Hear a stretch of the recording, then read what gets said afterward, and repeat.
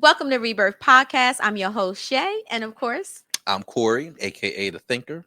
All right, guys, make sure you tune into tonight's episode. This is part 2 of Ask the Therapist. If you've seen part 1, you definitely don't want to miss tonight. Yeah. Make sure you like, share, and subscribe. Out of the ashes we will soar to a destiny we can't ignore. Heartbeats echo through the night with every dream and endless flight. Together strong, let's break the mold. Our rebirth and stories told. It's time to renew, rebuild, restore. Unlock the dreams we've been waiting for. Rise up higher, more and more. With every breath, a new dawn's roar. Happy Monday. Welcome to Rebirth Podcast. I'm your host, Shea. And I'm Corey. Thank you guys for tuning in tonight. Before we get started, make sure you like, share, and subscribe to tonight's video. So if you were with us 2 weeks ago, you were witnessing a spicy conversation. You think it was spicy? It was spicy. Was it? It was. Okay. It was, especially the ending. Yeah. We had a great conversation. We had roundtable talk, and we called the segment Ask the Therapist. So tonight we're going to be doing part 2 of Ask the Therapist, and joining us tonight is Melita Grimes and Ebony Maddrey. So we're so excited to have them back to continue this conversation tonight. Before we get started though, guys, we have a couple things we need to let you guys know about that's coming up for the Hip Hop Summit. You want to talk about that? Rebirth Busy. I like that. You like that? Busy. Rebirth Busy. Yeah. So the Hip Hop Summit is coming to y'all October 18th, 2025. Rebirth will be definitely in the building. A lot of vendors, DJs, dance, and as you see, the special guest is going to be DMC, the founder of Run DMC. So I don't know what demographic you in, but you should know who Run DMC is. If you don't know, if you know hip hop, if you like hip hop, you guys got to know about Run DMC. Come on now. Not Walk this way, Peter Piper, pick pepper. Okay, all right. You wanted me to. Do your sons know who Run DMC is? Walk this way. I mean, I know. Yes. They know? Your sons know who Run DMC is? Yes, they do. They do? Okay. Yeah. All right. Yeah. You raised them I'm right. a music head. You raised them right. Of course they you do. Raised them right. Yeah. All right. You were a music head. Yeah, see, you hating, Corey. I'm not hating. You was hating last time. Oh, okay. All right. All right. See, it's the delivery that you're giving me. That's the reason why I can't receive it. Now I got to fix it. You had to bring 2 of your friends. Don't. Yeah, guys, make sure Rebirth will be in the building, and we're gonna have a good time. So the tickets are only $10. Yeah, come out and enjoy the day. $10, absolutely. So it should be a great time. And of course, if you tuned in last week, we had Grouchy Greg and that was on a show, and they were talking to you. They were talking to us about the Hip Hop Summit. Yeah, so make sure you guys tune in, or make sure you get your ticket so you can go and be a part of it. Yes. And also, have you gotten your Rebirth meetup tickets yet? Rebirth meetup tickets. Come out, enjoy, and have a good time with us. The last time we did this was it February? Yes, it was in February. It was in February? Mm-hmm. Yeah, we had a good time in February. So DJ Just Twan, we had a great vibe, great music, hip hop and R&B. Mm-hmm. Shea didn't rap. She was serving drinks. I danced. I was doing the boots on the ground dance. You sure was. That's when it had just dropped. It sure was. Yeah. We're not gonna do it this year, though. I'm not. I mean, that's if I want to. I mean, I just All right. I know Fantasia dropped it again, but check out this clip. Check out the clip. Sorry. To announce the Rebirth Meetup is coming in October 25th from 6:30 to 9:30 p.m. Come out and hang out with like-minded people, networking, turning conversations into connection. Music is being provided by DJ Just Twan. And also we have a live performance by Corey Dane. Make sure you go to rebirthu.com today and secure your ticket. I hope to see you there. All right, guys. Again, there are limited tickets. Yes. We are having it at the Marketplace Gallery, which is the last place that we had it, and we sold out. Sure enough. And the Rebirth Meetup is a smaller version, but more intimate version of the Rebirth Live, right? We did not do the Rebirth Live this year. We pushed it back to April 2026. So we'll be, giving out more information on that. But the Rebirth Meetup, it's going to be a nice vibe. So before it starts to get cold and everybody, it's cuddle season, everybody don't want to come out. Cuddles. Come on out to Rebirth Meetup. Let's have a good time. And yeah, Rebirth Meetup is like the party y'all want after Rebirth Live. Yeah, right? For sure. Right? Yeah, for sure. Yeah, and this year we actually going to be doing a fireside chat. Fireside chat. Yes. Bring your friends. Yeah. Therapist friends. Bring them. Yeah. Or come by yourself, because you come by yourself, you might meet somebody. Okay. So I'm just saying. Okay. You got, but not meet somebody in that way. They might meet a friend. That's not how you said it. We doing Can speed dating? Can you bring my ladies back on, please? All right. Yeah, bring them back on. Are you going to introduce them? No, they keep me tame. They were cool. I liked it. I felt comfortable. I felt seen. I cannot. Ladies, validated. Sorry, Shea. All right, guys. Welcome back to Rebirth Podcast. I'm so sorry. Corey has me like thrown off right now. Welcome back to Rebirth Podcast, guys. The last time we talked, we sat down, we were getting into some little heated conversation. Oh my God. I think so. I think the question that I put out there, I mean, you just took it to another level. You did. Yeah. But that's good though. Do you remember what the question was? Remember where we left off at? You know what? I think you would articulate it way better than me. Okay. Well, then how about you introduce the ladies? Oh God. Welcome back, ladies. How y'all doing? We're doing great. Thank you. We're good. Thank you. Listen, I appreciate y'all seeing me. I think she set it up like I was gonna be a problem.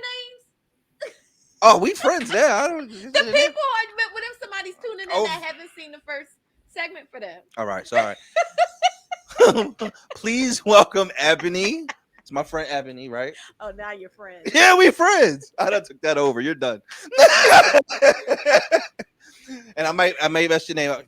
And Melita rhyme. So welcome back, ladies, for part 2 of this conversation. I think part 1 was super awesome.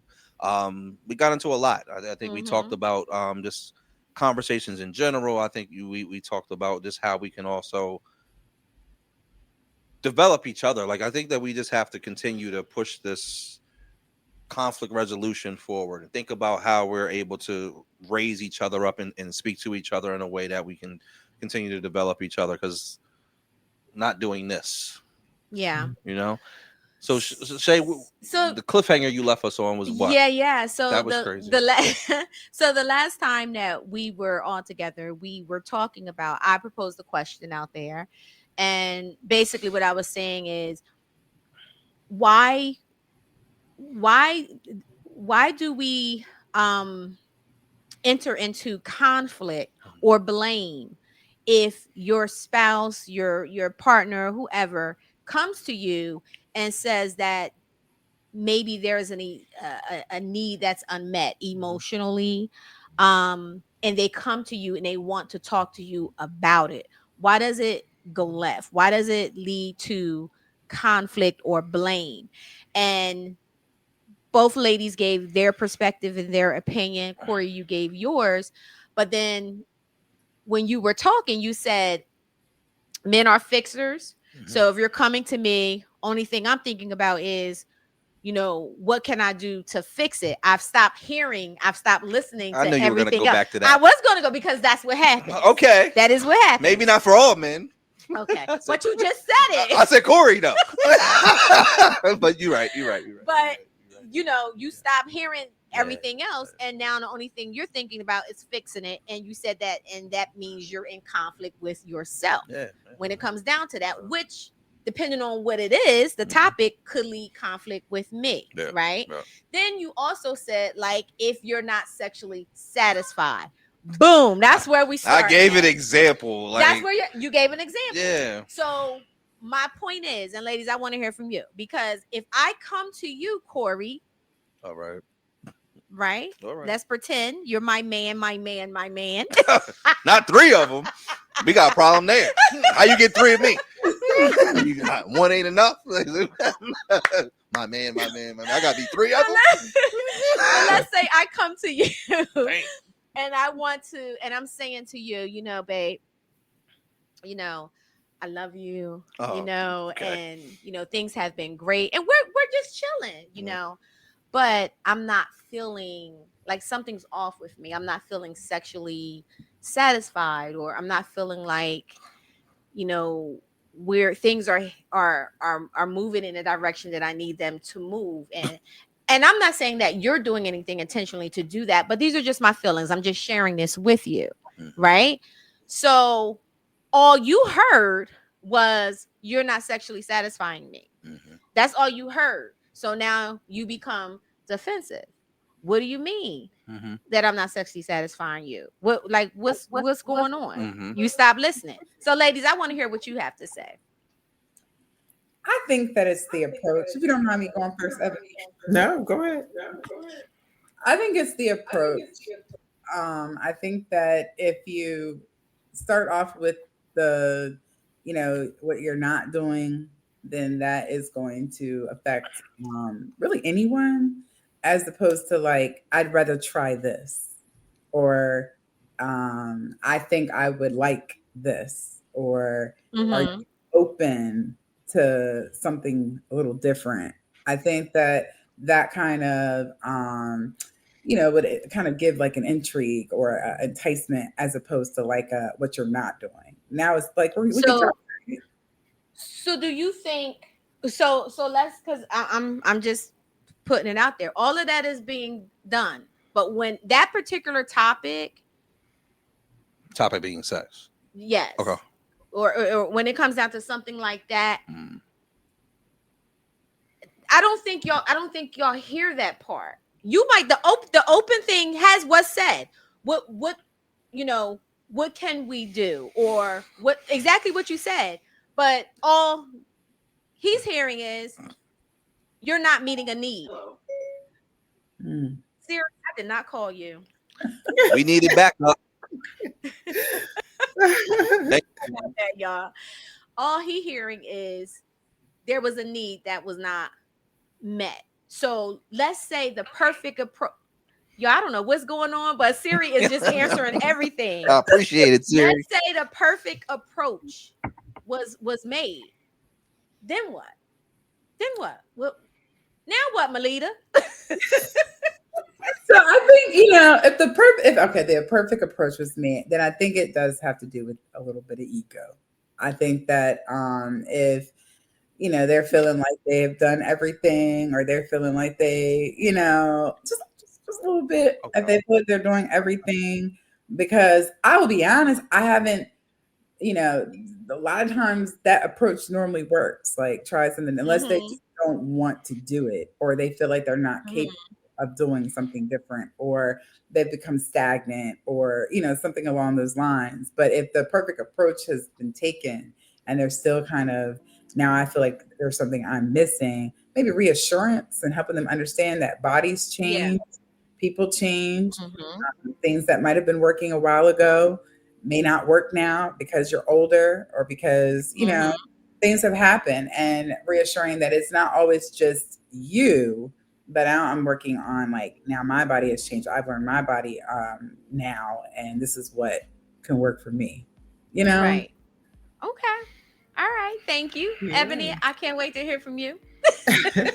Well, I was gonna tie it into you know, how we think about like intellect and with regards to academia, right? So it's like, if something's not connecting there, you figure out a solution, right? And I think when it comes to emotional intelligence, it's important to be able to have those types of conversation. I think, like Melita said, the approach is everything.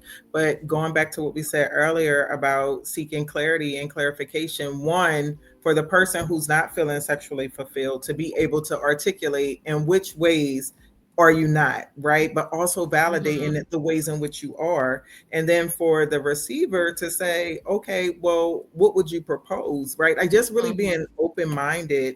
But I think it has a lot to do with emotional intelligence. And, you know, because ego will be a barrier every single time in every situation. And it's like when you're being intimate with someone or you're in a relationship with someone, the intent is not to like beat them down, right? It's how can we fix this to move on? And I think when couples can understand, like, no, we're in this thing together, right? Because if I am being fulfilled and satisfied, then naturally you would be too, right? And so, and what men want to do, going back to what Corey said about fixing, you know, I want to make sure that I'm able to please and pleasure the person that I am with. And so being able to have that open back and forth conversation, you know, and really kind of putting ego up on the shelf, I think is what's warranted in situations like that. Yes. I like the fact that you said validating what is going right, what is going good. So that's important. What? Yeah, whatever. Listen, Corey. No, hell no. Don't tell me, oh, you do this really great. See, that's what I'm saying. Right? Okay, thank you. I appreciate the diagram. I know that I did this right. I told you, Melita. It does matter. You're right. You're absolutely right. What I was going to ask you, though, does emotional intelligence, does emotional intelligence equal maturity? Are they the same? I don't think they're the same. Because I can be emotionally intelligent to hear you and put all the logistics together and receive and have an articulate response, but my ego is also attached to my maturity. Yeah. And if I'm not mature enough to hear the message that you're saying to me, then it doesn't matter your emotional intelligence. I'm not mature enough, and mature doesn't mean like I'm a kid. It just means that the way my ego is set up right now in this situation and my maturity, they're in conflict, right? So I think the perfect approach could happen. I think you can have the best intent, but if my maturity is not going to be able to match the conversation and being able to receive that, then there's always going to be a conflict, right? So I agree, the approach matters. But I think sometimes with us men, you almost have to like trick us. You may have to ask me, do I sexually satisfy you? Okay. But be prepared for my answer. Because that might introduce your side to say, she's like, no. Ebony's like, no, that ain't how to do it, right? I'm saying for me. Right? So like you may have to say to me, but see, why do we gotta do all of this? Why can't we just have a conversation? Because at the end of the day, though, the conversation has to lead to pineapples. No, you know pineapples. Hold on. Let me ask you a question, Shay. Not Shay, but ladies, put yourself in Shay's seat. If that conversation comes up and you say, "Hey, I'm kind of feeling this way sexually," what is the ultimate goal of that conversation? The ultimate goal is how can we both get there, right? Like, what can we put in place? I'm already there, Eb.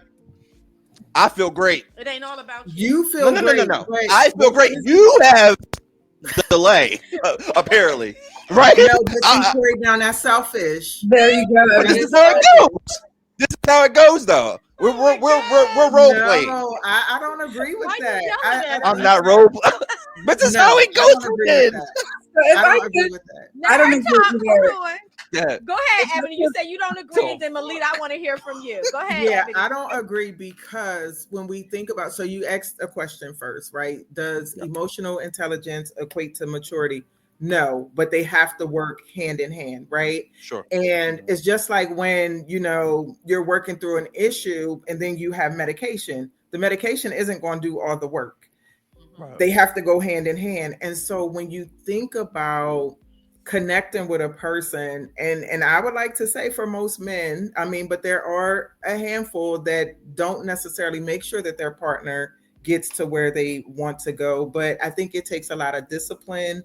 I think it takes a lot of intentionality to make sure that your person is getting to where they need to get to, and you get to where you're getting to. And if a conversation has to happen, to make sure that, again, like, how was it? Did you get there? Is there something I could do different? I think that comes with, just being mature and stepping into that level or that realm of maturity, and being able to kind of putting some of the other stuff to the side. And so, yeah, I don't agree, like, for a person to say, well, as long as I get mine, it shouldn't be that way, like, that wasn't what I was saying. Okay, that's what I heard. Look, that's what I heard. No. See what I'm saying? Reciprocity is key. That is what you said at the end. No. When y'all said we're both not getting there, I'm saying I'm fine. Not saying that you're bringing the conversation up, so your needs are not being met, or you're not being, to Ebony's point, I'm not getting you there, right?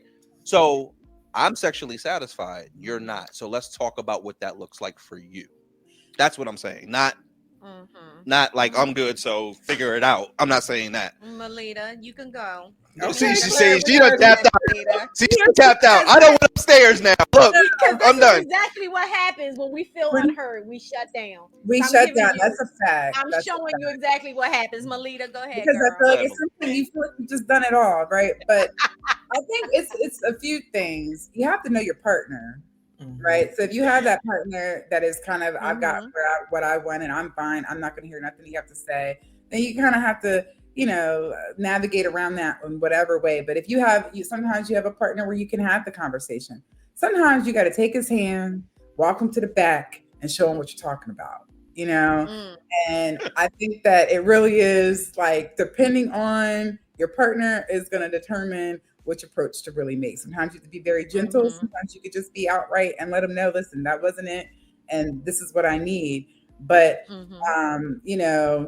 as we all have been told, men are a little bit more simple than women and not as complex. And sometimes it's just about not having the actual words, but just the act itself, and just showing them what it is that you're looking for in the moment. And they're in vulnerable state. So sometimes it's a little better to do it in that moment than it is when they're not in that vulnerable state, but their ego is tapped in, if that makes sense. Yeah. And I will say for men, though, we also have to be able to receive. I hear more times than not, men are not, or it's perceived that we're not able to hear that conversation or receive instruction to say that we're not showing up the way we either thought we were, or what our previous partner, whoever has said that we are. Like, we walk around like, oh, I'm good. I feel like I'm straight. I ain't heard nothing. Right. So this is the first time I'm hearing it. It might be you. You know what I'm saying? But we have to be able to receive, to say, my partner needs something different from me. And surprisingly or not, if you bring that to the conversation, I might be like, I was waiting for you to say something, because, girl, I definitely been wanting to do it on the deck. You know what I mean? I didn't know that was you. You come home all stressed out and talk to 17 clients. I don't know what to do. I just wanted you to say that. Falls under taking initiative, right? So it's like, I think that, and Shea mentioned it earlier, like, you're a different person in your 20s and 30s, and then in your 40s and your 50s. And so it's like, when you get to a certain point in life, it's like, do we really have to play these games, or can we just say exactly what it is? Like, babe, I had a rough day at work. Can you rub my back? Can you rub my feet? Or I'm ready to do the do. Like, do we have to, like, pussyfoot around, the topic or the discussion or even the needs, versus being straightforward? And even for the men, like, do you have to hold back at this point in life? You know what I mean? So I feel like we've all lived long enough to be able to be like some straight shooters, and I think that even to talk about ego, while it's a real thing, it's like, again, at a certain point in life, can we keep hiding behind ego, right? Like, oh, I'm a man's man. Like, you know what I mean? So I just didn't have to like play games. You know what I mean? Yeah. I think it's important because again, and this is going to lead to the next question about how we do, how maybe childhood trauma or behaviors can sometimes show up in these type of conversations, right? Because we may shut down if we're not being heard, or we become defensive if you're saying something that I don't want to hear, or you feel like I'm under attack. But I think ideally, like you said, we're grown. I should be able to come to you. As long as I'm coming to you, my approach is good. I'm not accusing you of anything. I should be able to come to you and have a conversation about us evolving together. How can we fix this? How can we become more creative? How am I supposed to show you what I want and what I feel now without feeling like you're going to judge me, or you're going to push back and say something's wrong with me, or you're going to feel that I'm not pleasing you? You know what I'm saying? Like, if you're my person, this should be a safe space for us to talk about. It should be a fun thing to talk about and be like, hey, maybe we need to implement some other things. Have you ever thought about this? But because I couldn't get past the conversation, or because he couldn't get past the conversation, you, Corey, what I just said, you still stuck on me saying that you wasn't meeting my needs. I haven't even gotten to the next sentence. Maybe I was going to say something really crazy that you would have loved, but now you done shut me down. So now I don't want to talk. So I'm going to the next question, guys. See what I'm saying? I'm going to the next question. How do behaviors we picked up as survival skills in childhood, like shutting down, being overly independent, or avoiding emotions, play out when we try to build healthy relationship as adults?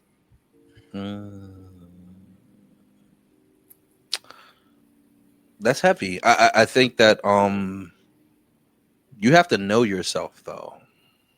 I think that's so important, that you know yourself and you know what triggers you. And I think more times than not, we do know a lot more than we give ourselves credit for, or that we're willing to articulate.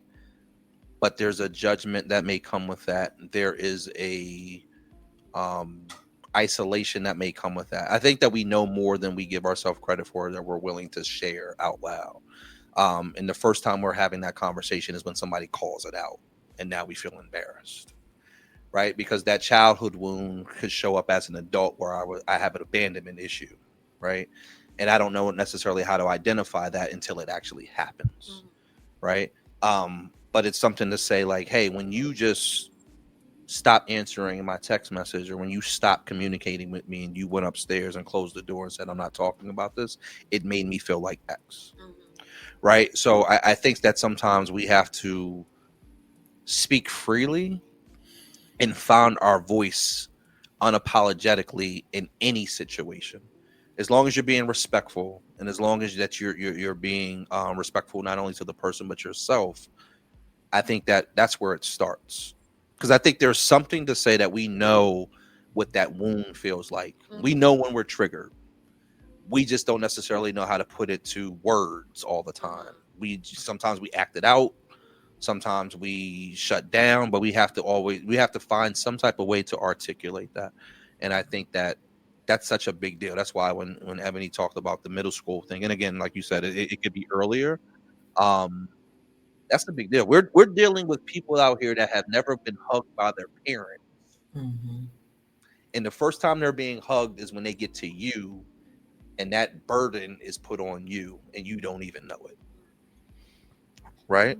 So I think it shows up in multiple ways, and I think that we have to really, really get personal with ourselves before we start to either date or become parents or engage in this leadership meeting that we think, because it all plays out eventually, right? And really look at ourselves as a brand. I don't know if that's taught as early. Right. Imagine if you were taught at 5, 6, 7, 8 years old. These kids are different these days. They come with like a whole iPad in their brain. Right. If you talk about yourself as a brand at 5 and 6 and 7 years old, imagine how you protect that brand. Same way you would do with, I don't know, whatever the brand is that you protect, Apple, whatever. Who are you allowing in your circle? How are you allowing yourself to communicate the things that you put yourself around? All of that stuff plays out in how you show up in your relationships, to me. And I think that we have to start introducing that early, and really being intentful as an adult. I don't know if we do that. Okay. Thank you. No. Mhm. Okay. Who would like to go first? I, I don't mind, but I think that Corey worded it perfectly. I do think that there's a onus to protect your brand, to protect your image, and I know for me, when I work with kids, I claim all of them as my own, right? And so I put the same expectation on them that I have for the kids that I gave birth to, and it's like the representation, like who's going to show up. It's important to be able to regulate your emotions. It's important to be able to step away when something doesn't feel good. It's important to be able to let people know when they've offended you or if they've done something that made you feel uncomfortable, and like really just being vocal in all of those things. And so I think that as you get into relationships and you're dating, the only thing we have power over is self. And so it's like, I can share a thing with you about how I feel. Like for me, I grew up in a home with domestic violence, so I don't like people yelling at me, and I say that up front.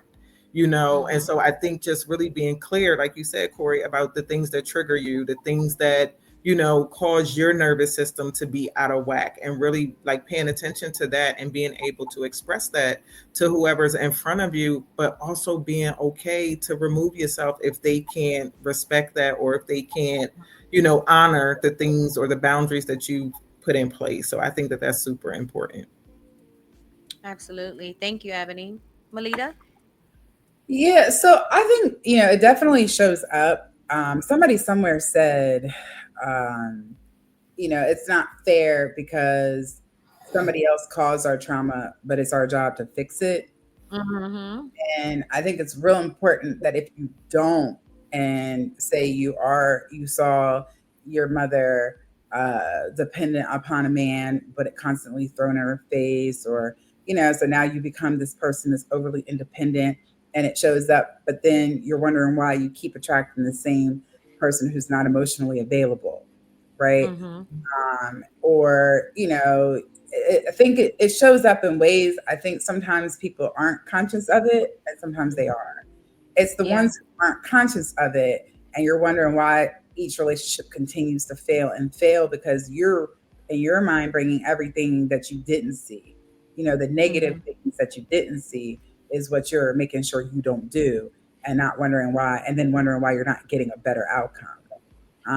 And so I think sometimes it's good to see a whole picture instead of focusing solely on, what your traumas were that you're trying to run from or trying to avoid, and also see what in the childhood that benefited from it. So it definitely shows up, and it's real unfortunate because you see people that come for you before you, and they're they're attracting the same person. They don't want that same person, but they're not sure why it's happening. And a lot of times it is because they're not fully aware of what it is that they're exuding, and coming across. Right. And I also think, Melita, taking a pause in between relationships, a lot of people don't do that. And so like really taking time out to heal so that you're not bleeding into the next thing. Like if you've had this pattern of these relationships that are just failed and they don't work, like really kind of being okay with being one with self, dating yourself, like Shea said, meeting with your therapist regularly to unpack or to peel back the layers of what is at the root of this, and in which ways am I contributing to the failures of these relationships, right? And then like kind of, I'm real big on solitude. I know Corey spoke about being isolated with some things, but when we think about solitude, like to be in solitude, you have to be intentional about that space, right? Because that's sacred ground. That's time for you to really kind of lock in and do the work that needs to be done so that you can kind of assess and see like, well, what makes me feel good? What doesn't make me feel good? What are some of the things that I need in my next relationship versus, the things that I don't want? And if it looks familiar, sounds familiar, and acts familiar, 9 times out of 10, it is familiar. So I need to be okay to excuse myself and say, you know what? I thought that this would be a good fit, but it's not going to work for me. And like really being comfortable in that. And I think you only get to that place after you've done a lot of your own healing work. Mm-hmm. And I think Absolutely. that's part of like the trauma, right? Because some people are afraid to be alone. Yeah. Yeah. And I think there's this big stigma about, especially women who are alone, but even men, they have a stigma with everybody. When you're alone, it's just this, you're not supposed to be, and you can't, or you can only be alone for so many years or so many months, and then something's wrong with you. And so I completely agree. It's very important. Absolutely. Yeah. And I think also being honest about what that journey looks like. I think sometimes everything is put up in a bow, whether it's on social media, like I got it all figured out. And, I went and took this journey of X and now I'm just perfect, but they don't talk about the gap, the gap from when you started to the gap when you are in a better place. Because healing is a journey. It's not like a destination, right? So like when I'm in a better place to say I'm over here now, right now, I'll circle it back to men. A lot of times we struggle with discipline. I'm single and I know I'm not with anybody, but like she looked good. Right? So like what am I supposed to do how do I manage that emotion? You go home, like the man said in the other episode. But here's the thing. But that's why that resonated with me, right? Because when he said go home, it's not to say disregard anything. You still have those feelings, but going home means sometimes you just need to go sit down, right? Yeah. Because the temptation is always going to be there. Always. And how do we manage that temptation, right? We want to take you out. We want to do this. We want to do that. And sometimes we just need to go sit the hell down somewhere. You know what I'm saying? But I think that we have to be honest about that. Like I'm struggling. Like, oh my God. You know what I mean? Like she wants to go out. I want to go out too. Yeah. My ex wants to hang out again. Right? Like, what do you do? But I think the ladies nailed it when they said a lot of people don't want to be by themselves. Yeah. They can't. And I see that a lot. I do. And I think some of the reasons is because that truth hurts. When you sit there and you got to look at yourself, you have nobody else to blame but you, and you got to get naked with yourself. A lot of people is not ready to do that. They're not ready to do that. So it's easier for me to just go right on back into another relationship and point out what you're doing wrong, how you're not loving me right, and all these other things. And then that explodes, and then you go on and you continue to do it over and over and over again. Because if I got to sit down and be naked with myself, that means I got to admit I got trauma. I got to admit that I was sexually assaulted or molested or whatever that was going on that makes me feel or, have that causes the behaviors that I have. I have to own up to all of that. I got to talk about my dad not being around. I got to talk about my mom being an addict, right? And people are not able to they're not ready to confront all of that, right? So I feel and I believe that is why people constantly go right back into relationships, because they can't sit with their own truth. Yeah.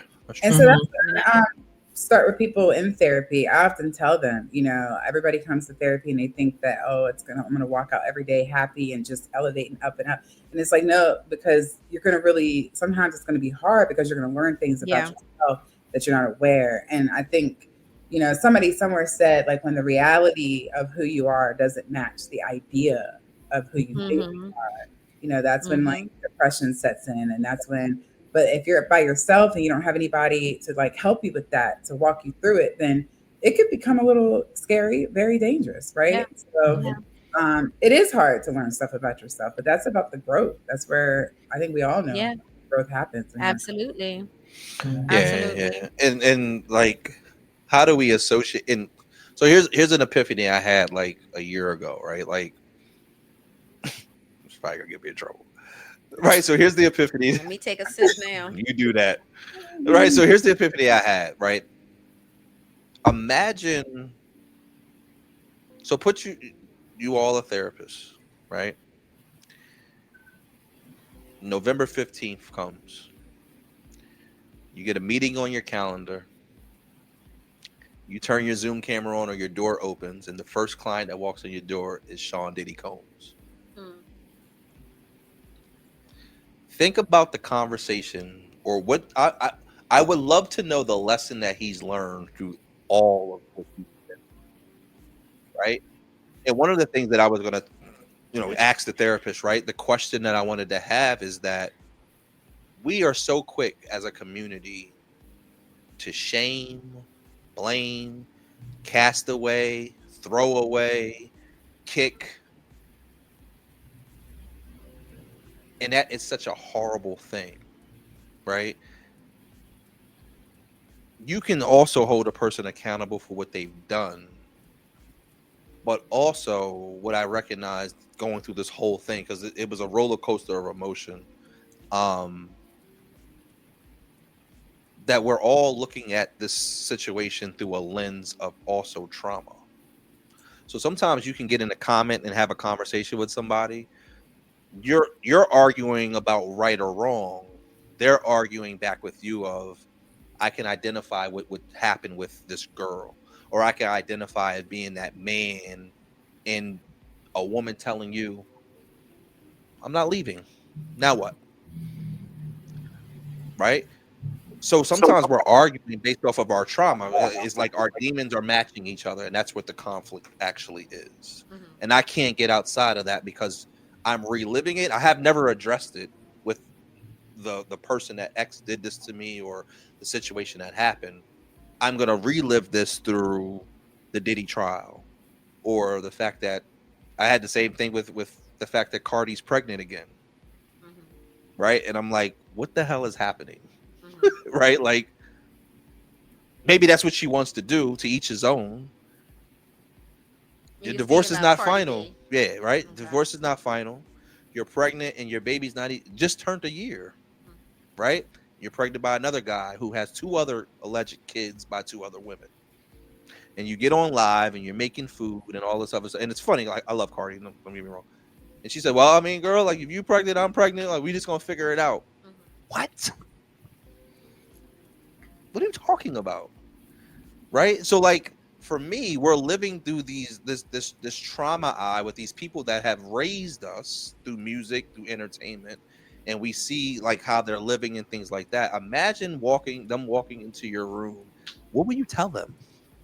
And we never hear that story of redemption, or we never hear that story of struggle. We never hear that story of like, here's what the epiphany I had. I sat in jail for a year behind my own sexual non-discipline, whatever you want to call it, right? And now my business is out on Front Street. How do I go back into society and live I'm raising 2 girls, 2 sons, whatever the story is. Mm-hmm.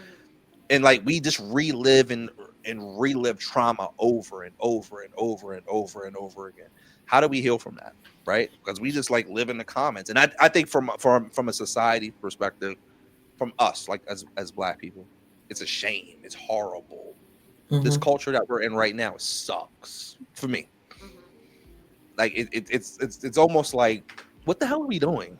Like this. So it's like, also to part of our conversation is like, how could a woman or a man feel safe in our community when we watch what we put our people through day over day? We watch it. Shannon Sharp, same person, right? Like, same thing, right? This happens to him, and we just in the comments, dang, and I can't believe, and blah blah blah blah blah blah blah, right?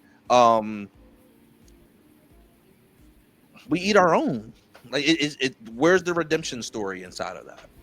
So what is the question that we're proposing to them? I think that the question I would propose to you all is, why do you feel like as a community, and maybe you don't see it the same way I do, maybe you don't, but as a community, where do you feel like we're failing as a community? Or do you see that we don't love on each other correctly? Whether it's we agree with you or we don't agree with you, right? Because at the end of the day, I'm sure when we get to the gates of heaven, mm-hmm. it's a different conversation than what we're doing over here. but we Mhm. claim to be Christian this and that and Muslim that. Like Mhm. that story is very different over here, and and willing to have an argument on earth that I'm not gonna have to have in heaven is a very different story. So you feel that the black culture, we cancel people Oh, quickly. 100%. Okay. 100%. Who wants to address that? I think that we society has cultivated this hiding behind the screen mentality. Social media Mm. has given everybody an opinion where everybody feels like their opinion is like the law. One of the things, so you originally started out asking like what would we say if Cardi, Diddy, or Shannon Sharp came into our offices. I think one of the biggest things is that helping them to just own their part of the story, um encouraging them, like if they're talking about it, to me other people can't hurt you with it. Like anything that I've experienced or anything that has happened in my life, if I'm talking about it, honestly I don't care who you tell, because I said it to you, right? And so people naturally will put their own twist on it, but I do think that when these things happen, like they're silent for a really long time, and they're probably being encouraged to be silent, right, as not to implicate themselves or what have you.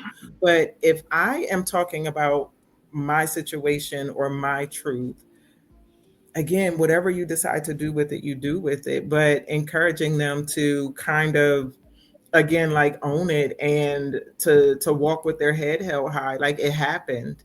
Yes, you're a celebrity, you're going to be in the limelight, you don't owe everybody an explanation, but if you're talking about your own situation, like who better to get it from? And it goes back to what I said about going directly to the source. And I think Cardi tries to exemplify that by always going on live. I don't agree with her always feeling like she has to defend herself a lot, but I do think that she's very vocal in what she has going on. But it's her situation, and I think we get so caught up in what's going on in other people's lives that we fail to look at our own. And so it's like, who are we Yep. to judge? And one thing that we preach in therapy is taking a non-judgmental stance, right? Because again, that's her situation. I don't care if she Mhm. had a baby every 6 months by a different man. She chose to do that, right? So why would I allow it to take up that much space and energy with me? The things that Diddy did, he made a conscious decision. He thought that he was untouchable, right? But again, that's his situation. That's his story to tell. So I think if we can like model for people, like to not be so invested in other people's ish or stuff that they have going on, and really kind of like turn the lens and look at self, going back to Michael Jackson, man in the mirror, right? That's where it starts. And so all that other stuff, it's like apples and oranges, pineapples, right? So it's like they're Yeah. human, and so I think it's just that I think we get too caught up and too vested, especially with having access to people online. Like, and I think it's safe to say that we all post, right? And so you all can relate to people saying, "Oh, I know her," or "I know this person." No, you don't Mhm. know me. You know what I share, Right. and Right. really being able to understand that just Right. because I post things, that doesn't mean that you know me, For Exactly. sure. of me, and so I think, again, just helping people with that level of mindset and being able to kind of grow in that way. Good point. Yeah. Yep. True. I think Thank you, Ebony. if Diddy, Shannon Sharp, Cardi B, we could throw R. Kelly in there, right? If they were, and I would be first. I would actually be happy that they came to therapy, right? Because it's just like, all right. But then I would be really interested to know like what they actually feel they need help with. Because when I think of Mhm. 30, I don't think she really thinks. I mean, if she was vulnerable enough, and I don't know, never met her, but if she was vulnerable enough to be open about the areas that she feels like she needs help with, I think it would probably be completely different than what America thinks that she needs help with. Mhm. I think the Mhm. same with Diddy. I think if he came in, I would be and I would I would ask just a straight out general question, what brings you to therapy? Right. Exactly. Just because I am not going in with any preconceived, I don't want Right. to put what I think you need help with. That's safe. I genuinely want to know why you are here today and what I can do to try to help you, because Mm-hmm. I think that would be, yeah, we have to be Yeah. non-biased. We cannot be judgmental. We have to, because I know all of us have heard some things in therapy before, Absolutely. and Absolutely.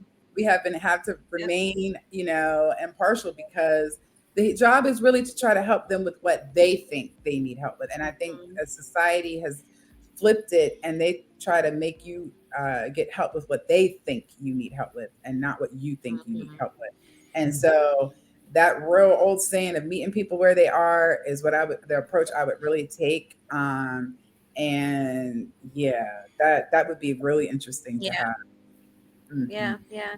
I think overall, as people, period, and not even just with our celebrities, but even with our pastors in church, we got to stop worshiping these people. They're human, and as Mhm. human, they're faulty. For sure. They're faulty. As there's nobody. If you're human, you are faulty. You're going to make a mistake. You're going to make bad choices. 'Cause not all mistakes are mistakes. Some of them are choices that you just made. You knew you were wrong and you still made the decision to do it. But we're all faulty. So we have to stop worshiping these people like they're gods, or like they Mhm. can't do no wrong. You I agree. know? Yeah, I think that's the biggest problem right there. Is Yeah. how I we put agree. people on a pedestal. You That's a know? whole nother So episode, Shay. I that's know. another episode. Yeah, That, yeah, I'm yeah. telling you, And I think it's also being humble, right? Like I think that sometimes we pass judgment and not really Yeah. looking at the situations that we found ourselves in that people don't Mhm. know about. Like we all got a chapter we don't want read out loud, right? Mhm. Mhm. And I think sometimes we have to meet people with some sort of compassion, and we just don't do that because Yeah, we don't have to. Like, you know what I mean? So yeah, I agree with y'all. For sure. yeah. So, ladies, Yeah. I have one last question to wrap up tonight's episode. All right. If you could give our audience one bold challenge to do this week that would strengthen their mental health and their relationships, what would it be? I think if I could go self-examination, I think it would be really Mm, important for you to look, as kind of going off of what Ebony was saying, look at yourself in the mirror and examine yourself, and not necessarily what your partner is or is not doing, or the people at work, or just you and yourself, and give yourself at least three things that you think that you would like to work on, and just kind of start from there. mhm. Mhm. I like that. Thank you, Yeah. Melita. Yeah, and Ebony. I would say just to be intentional, even if it's just for the next 7 days, like be intentional in all things, and not give yourself permission to, the kids say crash out, but you know how we give ourselves permission to be a certain way. We give ourselves permission to say, oh, well, this is just the way I am. But Mhm. being intentional about shifting in that energy, Mm, I think is super important. And if you can be intentional for the next 7 days, you can add on another seven. And before you know it, you're at mhm. 14. And you know what I mean? And so I think just moving through life with pure intentionality would be the best advice that I could give. I like that. That's good. Mhm. I have one, and it's one that I actually use with my clients. I use this with my clients. Your challenge is ask three people, Mhm. at least three people that's in your circle that interacts with you, rather they're in your home or they're at your job, and give them permission. Ask them how do they experience you, Mhm. and give them permission to give you the positives and the negatives of how they experience you. And here's the thing, you cannot rebuttal because this is their experience. So you can't be like, no, I didn't, or no, I don't know. This is their experience. How do you experience me? Now, this is a question that I ask my family in my household, because I know when I might be a little bit off, because I can feel Mhm. it. Right. We Mhm. we we already know how our bodies hold stress and all of that. So I know when I'm a little bit off. I know when I'm a little bit on edge. So every now and then I may ask my sons, how you guys been experiencing me over the last couple of weeks, right? And give them permission, because that is self-awareness as well. That's how you think you're showing up a certain way, but you're really not. You're really not showing up the way you think you're showing up, right? And again, we're human. And as humans, we're faulty. But we always can wake up the next day and make a different choice to better ourselves. So that would be my challenge, is to ask people in your circle, how do you experience me? And give them permission to give you the honest truth. And reflect on that. Yeah. So, Go. you have anything? A challenge you want to put out there? I do. What's that? Why you say it like that? Oh my God. She came at me like I didn't have a challenge. Like, do you have one? Like, I think that I would say it's a little piece of what each of you actually have said. I would say to you to examine what you're taking in, whether it be energy, whether it be people, whether it be environment, whether it be conversation that you're in. Energy is a lot, right? And sometimes we become either inspired by something, or we become we get halted back by something. You have to examine the energy that you're receiving from the people that you're receiving it from, or the environments that you're in. And if you do that for the period of 5 to 7 days, take inventory of what that is, and is that where you want to be, and then make a pivot, because you always have the opportunity to pivot in life. All right. Well, this has been very enlightening. I don't know. I'm a little hot over here from the heat that's been going on in the studio, but it's all good. Ladies, this has been an honor and a pleasure. Thank you so much for taking time and, just sharing your knowledge and your perspectives. I want to give you the opportunity to let our audience know how they can reach out to you for services. If there's anything that you have coming up and you want the people to know, please take this time to shout your own selves out. Okay. Sure, I'll go. It's very quick. So I'm with Great Faith and Associates, and please feel free. You can always email Melita at withgreatfaith.com or 302-365-0347. Perfect. Thank you, Melita. Awesome. And so I am with Patchwork Human Services. We are located in Claymont, Delaware. You can call the office at 302-501-6641, or you can go to our website at www.patchworkhumanservices.com. And so while I have one of the therapists in the practice, she is actually putting on a Pilates after dark. Her brand is Tea Time with Tay. And so it's going to be held at Hadera Yoga Studio on November 13th at 7:30. Yeah. And so we share a lot of her stuff on the Patchwork page if you follow us on IG. But it's Tea Time with Tay, and I'll make sure that I send over a flyer so that you can have it as well. But that is coming up in Pilates After Dark, so that would be a great event for everybody to come out. Yeah, so she's doing her thing, and I love it.